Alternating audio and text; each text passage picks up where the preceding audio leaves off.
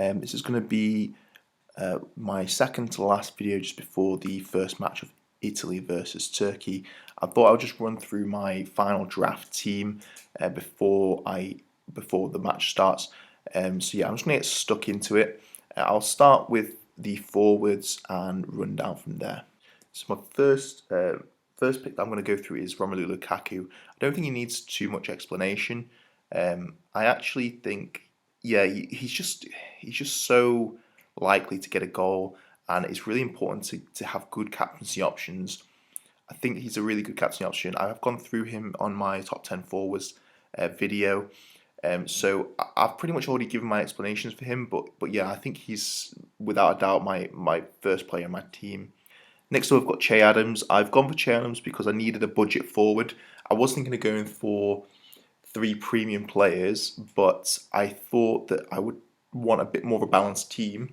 So I wanted to go for a budget forward. I was debating Moreno, but I don't think Moreno will necessarily start. I think Morata will get the nod over him. And yeah, there aren't that other many options that I liked in the forward spot. But I do like Che Adams. I think he's got a goal in him, and I do like Scotland's first fixture. So yeah, Che Adams is my budget forward pick. My final forward is Kylian Mbappe. I don't think this guy needs much explanation. He's playing in the last match of Matchday 1, and that makes him a good backup captaincy option. Also, he's just very likely to get a goal. Germany don't have a good defence, and he's just France's best player. So yeah, he is quite expensive at 12 million, but I've got that budget forwards, which allows me to spend money elsewhere. So yeah, I think he's a good pick. Moving on to midfield, I've got my first pick of Ferran Torres. He's probably going to be one of my captaincy options in that match, in that day for match day 1, where Spain plays Sweden. I think, yeah, it's a difficult one. I don't think Sweden will let in that many goals, but I just think it's difficult to find midfielders who are going to score goals, and I think if Spain do score, he'll be involved. 8 million is not a bad price, so I've gone for him as one of my main options for midfield. Next up, I've got Mason Mount. I think that Mason is a really good budget option at 7 million. He's quite highly owned, and he's nailed on to start against Croatia. He's been in really good form. I just think if you don't have Harry Kane in your team, you need someone from the England team who's going to get you goals or assists, and I think he's the most likely. I did also consider Grealish. I do really like Grealish as a player. I think he's, out of all the wing spots, I would love him to start, but he's got so much competition that I had to go with someone who I felt was more likely to start. So I've gone for Mason Mount. I think he's got a decent fixture against Croatia. So yeah, I think he's a decent pick. My third spot in midfield is for Elmas.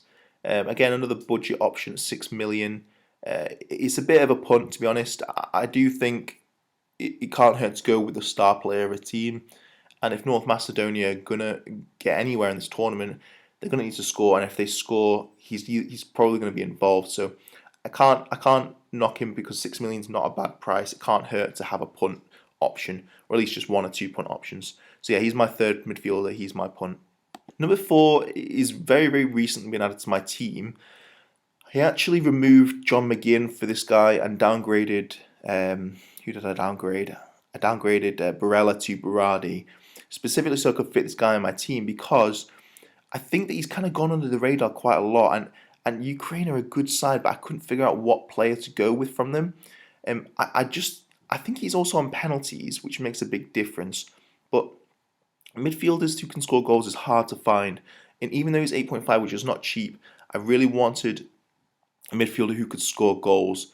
And I fancy him to do it against Netherlands. I don't think they've got the best defence, so I've got a lot of confidence in this pick. It is a little bit risky, but for the price, but I do think he can get a goal. So my 4th midfielder choice is Yarmolenko. Finally, my 5th midfielder choice is Berardi. I am going to be keeping an eye on the Italy lineup, and if he isn't starting, I will have to rejig my team very quickly.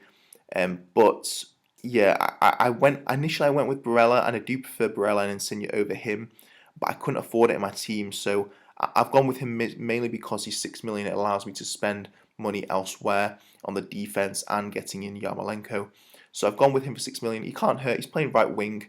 He may be involved. He can score, so couldn't hurt to pick him. I think 6 million is a decent option. So yeah, my 5th mid is Berardi.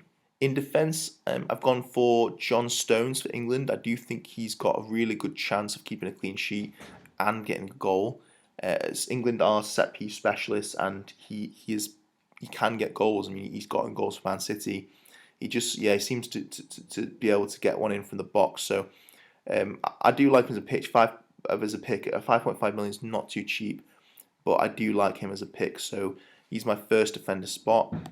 Next up, we've got Jason Denayer, a pretty obvious pick. He was my number one for my defenders for Matchday 1.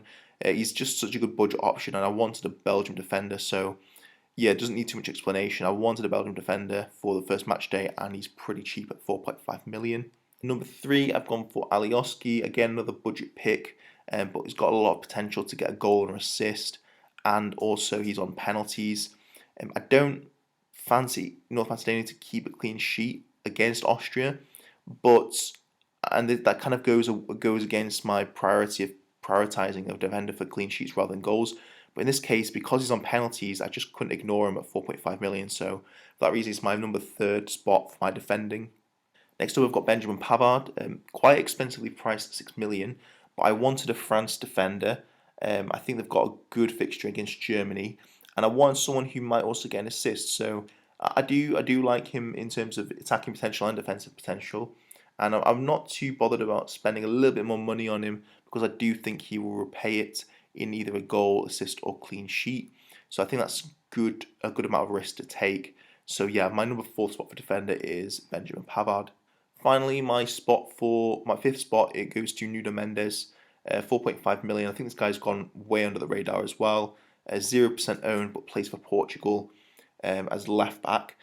4.5 million again. I wanted a budget option. I initially went for Patricio, but I needed to squeeze some more money out of there, so I went for him as he's only 4.5 million, and I do like Portugal as a defensive side. So yeah, I think it's definitely helped to find the budget options. So Nuno Mendes is my 5th spot. Finally, going on to my 2 goalkeeper spots, I've got Kasper Schmeichel at 5 million.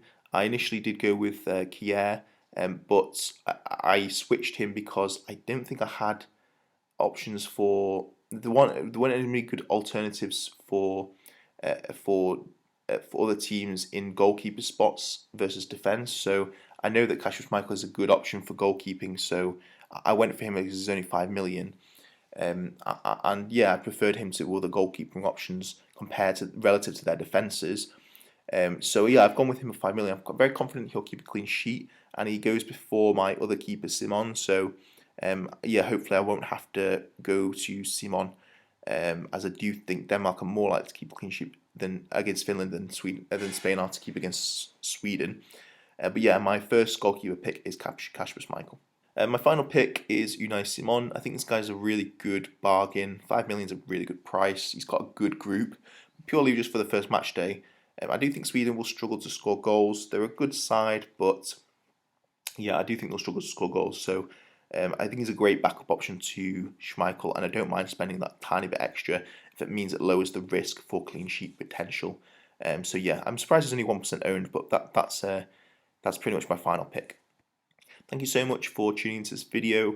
Let me know your thoughts on my picks, and if you think there's any sort of weaknesses in this team, what would you change about it, and what do you like about the team? Let me know down in the comments. But yeah, stay tuned for my final video. I'm just going to be running through some Rate My Team questions. So yeah, stay tuned for that.